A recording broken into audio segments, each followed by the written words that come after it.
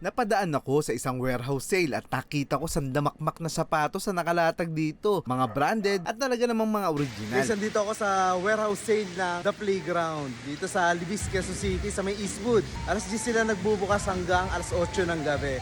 Kaya pwede kayo pumunta hanggang December 28 ito. Iba't ibang brand ang mga nandito. May Jordan shoes, Jaworski, Bonel Balingin, may pang casual, may pang running, may pang binyag. At iba pang pwede mong suotin papunta sa kabilang planeta.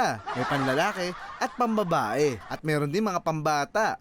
At may mga sizes pa yan. Naabutan ko nga, marami nang bumibili dito. Meron kasing buy one take one gaya ng mga sapatos na ito. Kaya sa mga gustong pumunta, ang address nga pala 16 Economia Street, Bagong Bayan, Quezon City, sa likod lang ng Eastwood Libis, mula 10 AM hanggang 10 PM. Sabi nila hanggang December 28 ang warehouse sale na ito at pwede pang ma-extend hanggang sa susunod na taon. Kaya pwede ka pang humabol at marami ka pang items na pwedeng mabili dito tulad ng t-shirt, shorts, slides, cup, shades at marami pang iba. Tara, pasadahan natin na mabilis to.